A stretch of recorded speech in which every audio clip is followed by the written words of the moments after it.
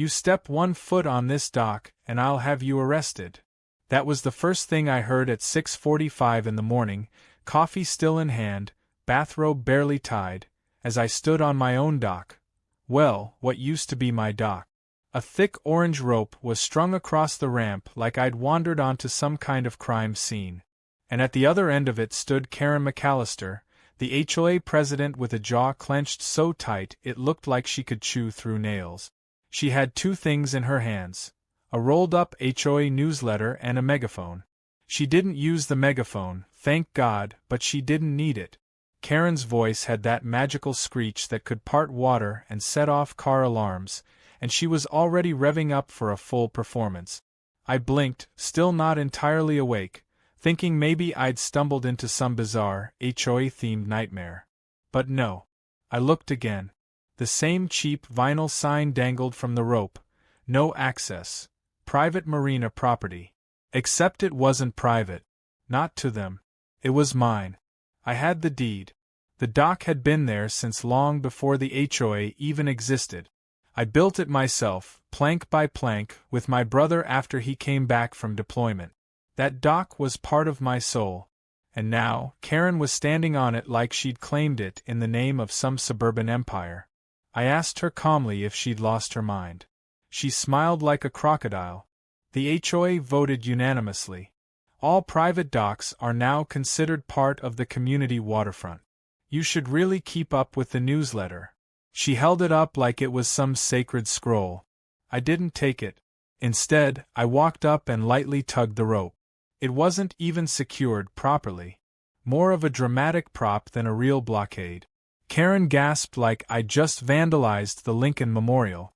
"That's tampering with HOA property," she barked. "I could have you cited." I told her to go ahead. Cite me. Fine me. Put a glittery HOA curse on my house for all I cared. But she had no right to touch my dock. And I was going to prove it. That's when she stepped closer, just a little too close, eyes narrowing like a villain in a soap opera, and hissed, "Good luck fighting the law, dock boy." That's when I smiled. Not because I was amused. Because I had already started dialing my lawyer. The news traveled fast. Apparently, the HOA had held a secret vote to consolidate shoreline assets for the betterment of the community. Translation: they wanted to make the lake into their private playground and cut off anyone who didn't kiss their polyester-panted backside. I wasn't the only one affected, but I was the first to push back. And that, of course, made me their #1 target. 2 days later, I showed up at the next HOA meeting. I wasn't there to argue. I was there to observe. I brought a clipboard, wore my best faded fishing shirt, and sat dead center in the front row like it was game day. Karen stood at the head of the conference room like some sort of over-decorated general, giving a PowerPoint presentation filled with bar graphs that made 0 sense and lots of phrases like shared responsibility and community-centric waterfront vision. When it was time for questions, I raised my hand. Karen called on me like I was a 5th grader about to embarrass myself. Instead, I asked a very simple question. "Can you show us the vote sheet from the meeting where this dock decision was made?" She hesitated. I smiled again. One of her sidekicks, a guy named Doug who looked like he only showed up for the free cookies, rummaged through a folder and handed me a copy. I glanced at it and spotted something interesting immediately. A signature from a resident named Carla Reynolds. I knew every single person in the neighborhood. Carla Reynolds had moved out 2 years ago. That's when I started taking pictures of the document, in front of the whole board. Karen tried to snatch it away. I told her any document presented in a public HOA meeting was fair game. Back home that evening, I pulled out the original blueprints of my lot. Sure enough, my property line extended 6 feet past the shoreline. That dock? 100% within my rights. I emailed everything to my lawyer and started making calls. I wasn't just mad, I was motivated. Karen had poked the wrong bear. And she didn't even know it yet. That night, I took a long walk down the lake, needing to clear my head. That's when I saw the HOA's so-called community dock. If you could even call it that. It was a rickety mess of warped boards and loose nails, sagging into the water like a dying animal. 2 lawn chairs sat at the edge, one of them broken, the other duct-taped. I actually laughed out loud. This was their big plan? Steal my dock, the only decent structure on this end of the lake, and claim they were upgrading? Then I looked farther across the water. The marina. It wasn't flashy, but it was big. A little old, a little rust-stained, but the boats still lined up neatly, and the dock lighting still flickered to life every night like clockwork. I remembered hearing rumors that it was struggling, bad management, bad debts, something like that. I'd fished from there years ago. The place had potential. And suddenly, the idea hit me so hard I nearly dropped my phone. What if I didn't just fight the HOA? What if I bought the whole damn lake access right out from under them? I called an old friend, Ryan. We used to work together back in my engineering days. He'd since gone into real estate development. You wouldn't happen to know who owns the Lakeview Marina? I asked. Ryan chuckled. Funny you ask. Just came across my desk last week. It's going up for sale, quietly. You interested?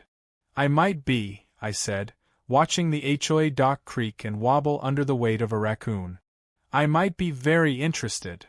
Back at home, I sat on my own deck with a cold beer, staring out at the rope still draped across my dock like some sort of pathetic threat. Karen thought she'd won. She thought slapping a piece of cheap nylon between me and my boat was the endgame. She had no idea she'd just opened the first move in a war she couldn't possibly win.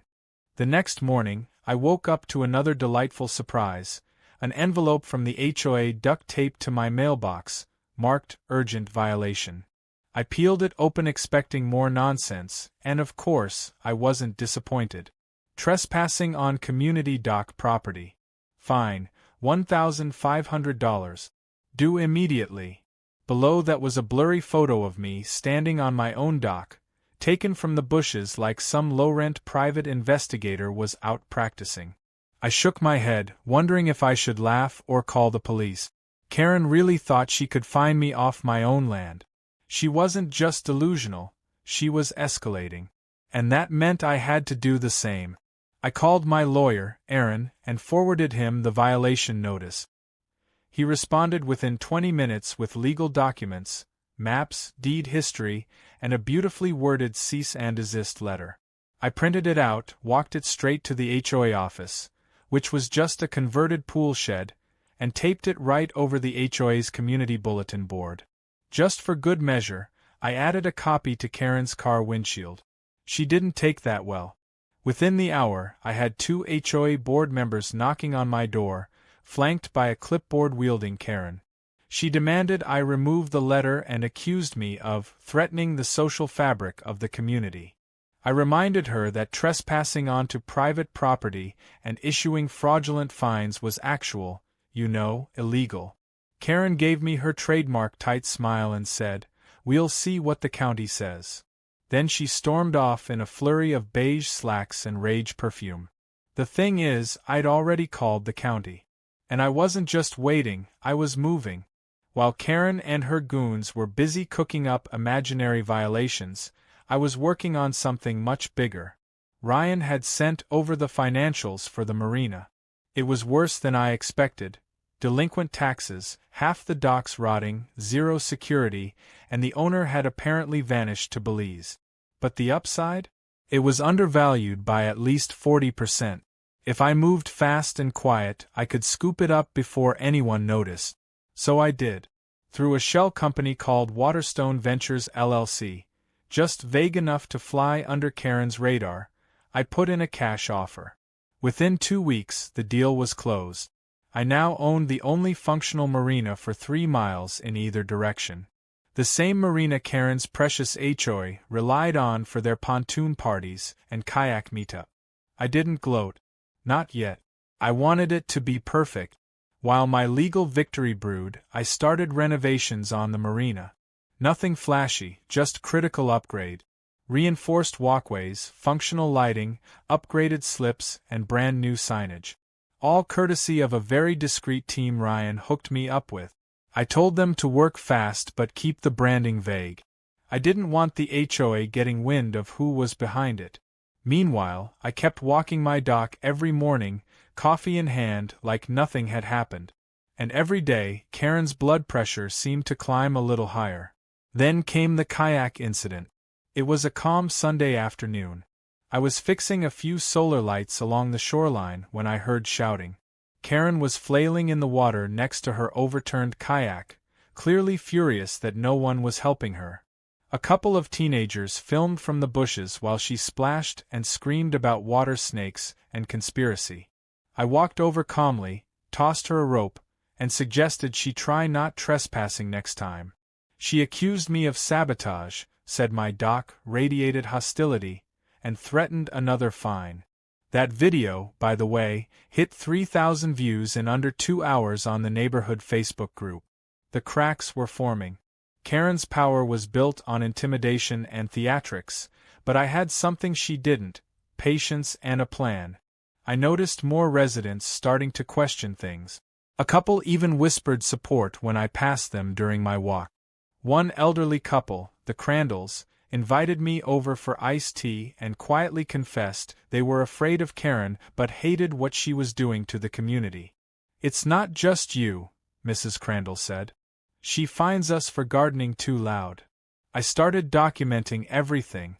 Every bogus fine, every incident of trespassing, every change they made to the bylaws without proper notice. I kept it all in a neat little folder I labeled HOA Shenanigans. And that folder was growing thick. Meanwhile, I poured a little more into the marina. Installed security cameras, hired a part-time guard, and replaced the community bulletin board with one that actually told the truth. Every upgrade I made felt like reclaiming the lake itself. And the funny part? Karen still hadn't figured it out. She thought the marina had been bought by some big developer. She even ranted at a meeting that corporate interests are trying to privatize our waters, completely unaware that the corporate interest in question was me. Things took a turn when Karen tried to launch an HOA kayak event from the new marina. My new marina. She marched down with her clipboard, a whistle, and a flock of bored residents towing their boats.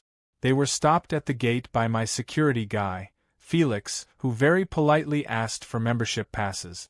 When Karen demanded to speak to the owner, he handed her a policy brochure and said, "All inquiries must go through corporate.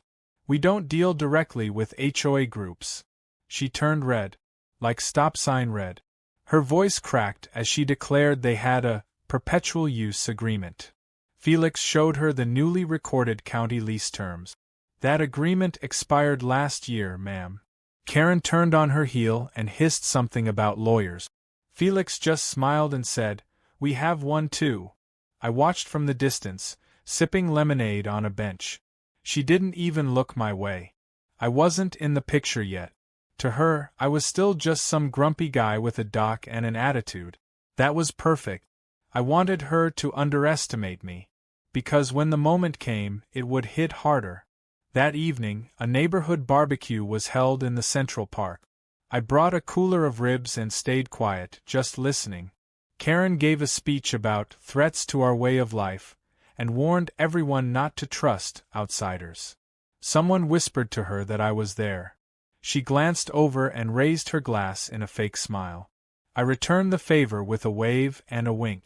She had no idea that by the next community meeting, her entire lake empire was about to start crumbling, and I was going to enjoy every second of the splashdown. The purchase was complete. The marina was mine, the documents sealed, the taxes paid, and the ownership registered quietly through Waterstone Ventures LLC. It was a name I pulled from an old childhood memory of skimming rocks across the lake with my brother. Harmless, vague, corporate-sounding, exactly the kind of name that would give Karen nightmares without ever giving her a clue about who she was dealing with. I had just bought her lifeline to the water, and she was still too busy barking at everyone over fence heights and mailbox paint colors to notice the shoreline slipping from her grip. Within days, the new fencing went up around the marina's border, and the gate system was replaced with a digital access panel that required member keycards. The signage was the cherry on top: private marina, members only, HOA-affiliated groups prohibited without written permission. I made sure that last part was bold enough to give her heartburn. The best part? People started calling the Waterstone office, inquiring about membership. Most were sick of the HOA and loved the idea of joining something with actual freedom, even if it cost a few bucks. I offered early bird pricing for non-HOA residents, and it spread like wildfire. Karen may have had a grip on the neighborhood, but I had the water now, and it turns out, people like water more than monthly fines. Then came the day the HOA tried to strike back. I knew it was coming, I just didn't expect it to be so laughably dramatic. Karen, Doug, and their favorite pencil pusher, Linda, stood in front of the new Marina gate with a stack of papers and a local news camera they had invited for what Karen called a stand against corporate tyranny. I watched it later on the 6 o'clock news and nearly choked on my popcorn. Karen, in full HOA regalia complete with a visor, called Waterstone Ventures a predatory real estate empire attempting to destroy community access to public resources. The fact that the marina had always been privately owned didn't seem to register in her speech. Facts rarely do with people like her. Still, the image of her shaking her fist at a locked gate while boats floated peacefully behind her was priceless. But what she did next pushed things from laughable to legally reckless.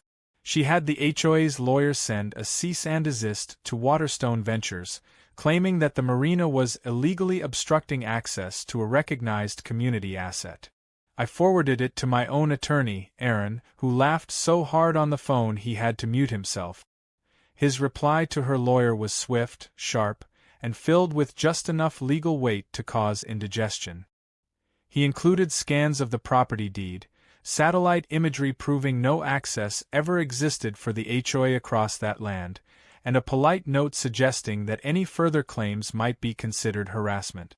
Karen didn't respond directly, but that weekend I noticed she stopped doing her usual morning strolls along the lakeside trail. It was probably too painful to walk past something she no longer controlled. But the real fun came during the HOA's monthly barbecue.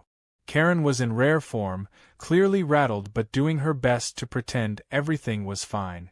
She plastered on her smile, wore her obnoxiously patriotic apron that read "Lake life is best life," and served overcooked hot dogs like she hadn't just gotten legally smacked into next week.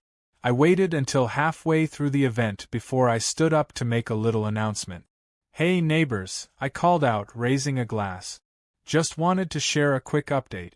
Some of you might have noticed a few changes across the lake.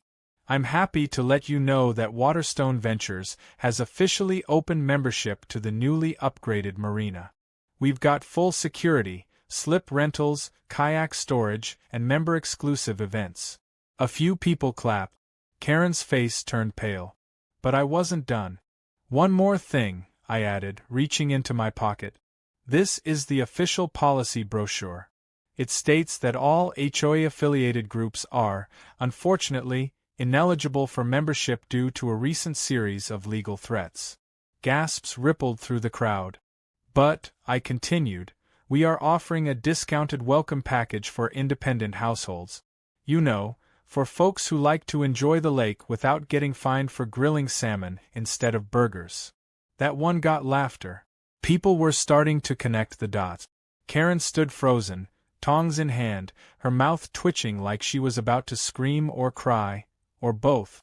Doug whispered something in her ear, probably asking if they should call security. Linda dropped her plate. I just smiled, raised my glass again, and sat back down. That night, I received a message from one of the newer residents, a guy named Travis who just moved in a few months ago. He said he loved what I was doing and wanted to join the marina immediately. He also mentioned something curious, that Karen had personally warned him during move-in that I was a problem neighbor and that he shouldn't talk to me. He laughed it off, but it confirmed what I suspected. Karen wasn't just petty. She was actively trying to manipulate people into isolating me. Unfortunately for her, the plan was backfiring. Over the next week, more residents signed up for Waterstone membership. I started offering boat safety classes and weekend fishing tutorials for kids. One family even volunteered to help repaint the dock. Every single one of them had at least one story about being bullied or fined over nothing. The HOA wasn't just disliked, it was quietly despised. Karen had ruled through fear and paperwork for years, but once people saw there was a way around her grip, they began choosing joy instead of HOA-approved misery. Then came the cherry on top. An anonymous tip was sent to the county inspector's office. They showed up unannounced at the HOA clubhouse and dock and found multiple violations: broken handrails, unsecured dock planks, and lack of emergency equipment. Since the HOA had been so busy harassing others, they'd ignored their own responsibilities. The clubhouse was temporarily shut down for safety concerns. I wasn't the one who made the call, but I had my suspicions. A neighbor who used to be Karen's friend winked at me the next day and said, "Sometimes karma floats." By now, Karen was spinning. She called another emergency HOA meeting and tried to rally the troop. She claimed we were under siege, that a shadowy billionaire was trying to take over the lake, and that residents needed to show unity. But the room wasn't on her side anymore. People asked real questions. Why were they fined for hanging wind chimes? Why was the HOA spending thousands on legal letters instead of fixing the broken clubhouse steps? Karen didn't have answers. She just kept repeating, "It's about order. It's about standards." Someone finally stood up, Mrs. Crandall, of all people, and said, "No, Karen. It's about control. And we're done letting you have it." The applause that followed was louder than anything I'd ever heard at one of those meetings. And I didn't even have to say a word. The morning after Mrs. Crandall's mic drop moment, things began unraveling faster than Karen could staple up a new rule sheet. Word spread like wildfire through the community. People who had once tiptoed around HOA meetings suddenly found their voices. A petition calling for a vote of no confidence in the HOA board appeared on nearly every doorstep overnight. It only needed 20 signatures. By lunchtime, it had 73. And I hadn't even touched it. That was the most satisfying part. This wasn't my war anymore. Karen had picked a fight with the lake, and the lake was finally fighting back.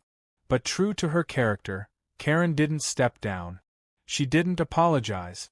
She doubled down.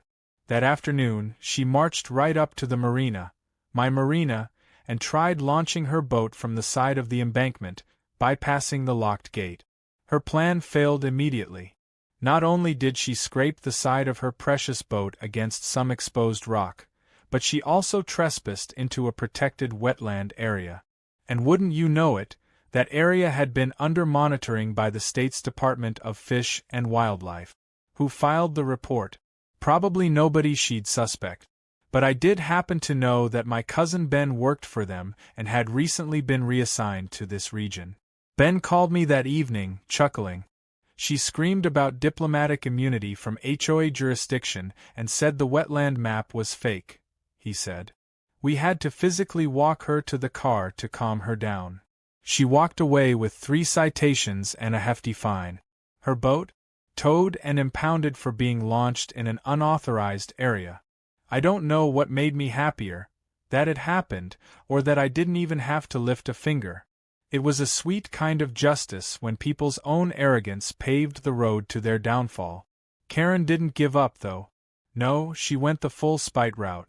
The next day, county inspectors showed up at my property. 2 guys in safety vests and clipboards knocked on my door and told me they were there to investigate reports of unpermitted dock construction, unlicensed fencing, and potential environmental hazards from water pumps. I invited them in, offered coffee, and handed them an organized binder with every permit, deed, and legal clearance under the sun. I even included the solar panel approvals and the Marina tax receipts, just for flair. One inspector flipped through it, whistled, and said, "Wow, you're more organized than we are." They found nothing. Absolutely nothing. In fact, they found that my dock was one of the few shoreline structures that actually met the newest safety standard. But they did find something else while doing their inspection. A drainage pipe from the HOA clubhouse was leaking directly into the lake without proper filtration. That discovery sent them straight over to Karen's office with a warning notice and a follow-up inspection order. By the time the sun set, the clubhouse was closed pending repairs. My dock? Still standing strong, pristine, and very, very legal. That night, I got another call. This time from a neighbor named Greg who had once been one of Karen's loudest supporters. He apologized for ever siding with her and admitted he had finally seen the writing on the wall. "She's lost it," he said. "We all just wanted a clean neighborhood, not a dictatorship." I appreciated the honesty. Then he surprised me. "A few of us are thinking of starting a new association. Just a voluntary community network. No fines. Just folks helping each other out. We'd love for you to be part of it." I agreed on the spot. That's what this place used to be before the HOA turned it into a soap opera. Neighbors used to borrow sugar, not submit lawn reports. They used to help with gutters, not send photos of weeds to the board. If Greg and the others were serious about changing the culture, I was all in. But Karen, somehow, still had one last hand to play. She called a private emergency HOA meeting, barring anyone who wasn't a board member. The rumor was she planned to announce legal action against Waterstone Ventures. Unfortunately for her, 2 board members secretly recorded the meeting and leaked the audio. It was an hour-long meltdown of threats, conspiracy theories, and wild accusations, including a bizarre claim that I was part of an anti-lake cartel. When the audio hit the neighborhood group chat, it was over. There was no defending it anymore. Even her most loyal lapdogs started backing away. The vote to remove Karen as HOA president happened the following weekend in the park. It was a simple affair. Folding chairs, iced lemonade, and a ballot box with actual transparency for once. 92% voted yes. She was done. Removed. Stripped of her position and her privileges. Doug and Linda resigned minutes later to save face. Karen tried to argue that the vote was invalid due to unapproved font usage on the ballot forms, but nobody listened. They were too busy cheering. After the vote, I got up and made a short speech. I didn't gloat or rub salt in the wound. I just thanked everyone for standing up when it mattered. I reminded them that communities weren't meant to be ruled by fear, but guided by trust. Then I made an announcement that caught everyone off guard. I was officially opening up the Marina, now fully renovated and rebranded as Lakeside Commons, to all non-HOA affiliated residents. Free trial memberships for anyone who helped sign the petition. I'd host monthly community events and weekend boating workshop. Kids could come learn to fish and kayak. And I had hired 2 local teens to work as summer dock assistants. The place was no longer just mine. It belonged to everyone who'd stood up and said enough was enough. Karen didn't show her face for a few days. But of course, she couldn't help herself for long. Late one evening, I spotted her sneaking around the edge of the marina with a giant inflatable raft, paddling it silently toward one of the private slips like she was part of some covert mission. Unfortunately for her, the new cameras caught everything. The motion lights kicked on, the speakers activated, and Felix, my marina security guy, calmly approached her with a flashlight and a clipboard. The footage was gold. Karen, in gym clothes and Crocs, half screaming, half whispering about her constitutional right to enter the water, being escorted off the property while trying to cling to her raft like it was a lifeboat from the Titanic. The video ended up online. Within hours, someone added dramatic music and a slow-motion replay of her slipping on the wet dock. It was viewed over 20,000 times by morning. As I watched the sun rise over the water the next day, coffee in hand, I couldn't help but smile. Not because Karen had finally been humbled, or because the HOA had been dethroned, but because the lake was peaceful again. Boats glided across the calm surface, kids laughed from the docks, and neighbors actually waved at one another. It was the kind of quiet, beautiful victory that didn't need noise. Just a man, a dock, and a view no HOA could ever take again. The days following Karen's final failed mission were oddly serene. There was a calm in the neighborhood that hadn't existed in years, like someone had finally pulled a splinter from the community's collective foot.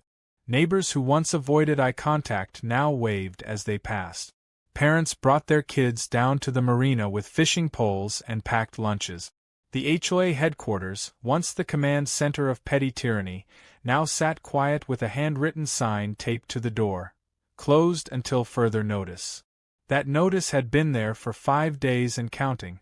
The official investigation into the HOA's internal mismanagement began quietly, but it didn't stay that way for long. The county clerk's office received a packet of documents, anonymous of course, detailing falsified voting records, forged signatures, and inappropriate use of HOA funds, including a suspicious payment to a local landscaping company that was, in fact, owned by Karen's nephew. That sparked a full financial audit. When the dust settled, the HOA was slapped with a $50,000 penalty, their bank account frozen, and their non-profit status placed under review. It was the administrative version of a sledgehammer to the face. Karen tried to spin it in the community newsletter, her last desperate grasp at rewriting the story. She blamed malicious sabotage by fringe elements and claimed she had been misled by incompetent subordinates. But nobody believed it. Not after everything that had come out. Not after the videos, the citations, the boat fiasco, or the recordings from that unhinged emergency meeting. The truth was clear. She had run the HOA like a kingdom, and the villagers had finally revolted. For a while, I kept my head down. I wasn't in it for the fame or the attention. I just wanted peace, and I finally had it. But peace has a funny way of attracting people. I began getting calls from folks in other communities, friends of friends, relatives of neighbors, asking for advice on how to handle their own HOA nightmares. I wasn't looking to become a crusader, but I did start writing things down. A small guide. A sort of survival manual titled, "How to Dismantle a Tyrannical HOA Without Losing Your Mind or Your Dock." Maybe one day I'd actually publish it. The Marina, on the other hand, was thriving. We officially rebranded it as Lakeside Commons and launched a weekend community program. Every Saturday we held themed events, kayak races, fishing derbies, waterside yoga. Local businesses began sponsoring them, and the money we made went into scholarships for local teens interested in environmental sciences. A few former HOA enforcers even applied for membership, but we kept things respectful. No vendettas, no revenge. Just a simple rule. No drama, no Karen and G, no problem.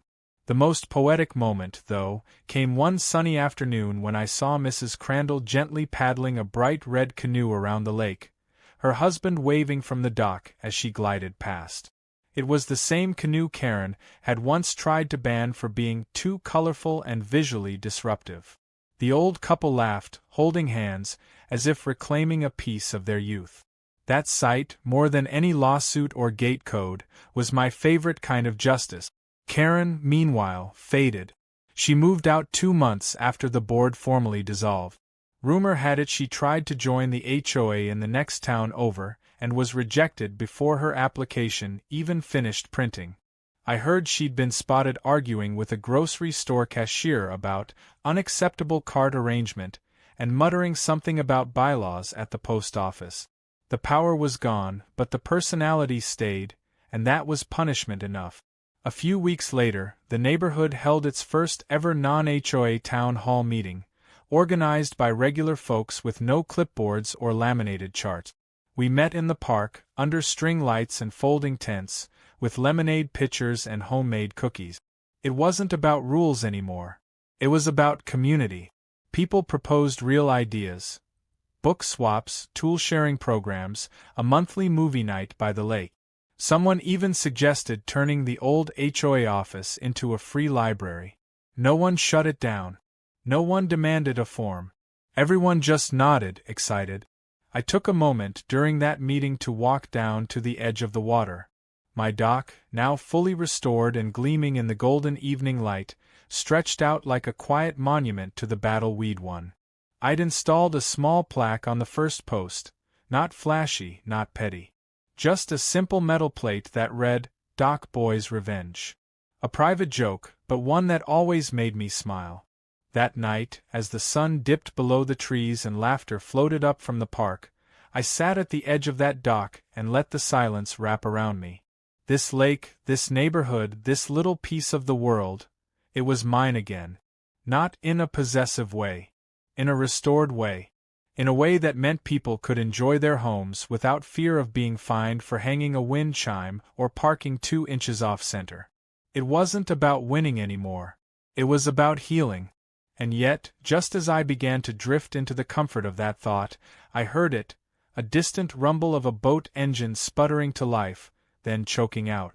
I looked across the water and saw, unbelievably, Karen, standing at the shoreline next to an inflatable dinghy with what looked like a lawnmower engine strapped to it. She was shouting at a small crowd of confused bystanders, trying to get her contraption into the water. A Marina staffer gently approached, said something I couldn't hear, and Karen pointed wildly at the lake, stomping her foot like a child denied a toy. Then, the security camera light kicked on, the staffer made a call, and Karen's voice turned shrill enough to pierce glass. I didn't even need to listen. I already knew how it would go. She'd get escorted away again. She'd probably rant on Nextdoor about freedom of navigation and weaponized security protocols. But it didn't matter. That wasn't a threat anymore. That was just noise fading into the background of a story already concluded. I stood up, stretched, and walked back toward the park, where neighbors were handing out Esmores kits and planning a community garden. And as I joined them, a thought crossed my mind, one that brought a grin I couldn't hide. They stole my dock. So I bought their lake. And in the end, I didn't just get it back. I gave it back to everyone who truly deserved it.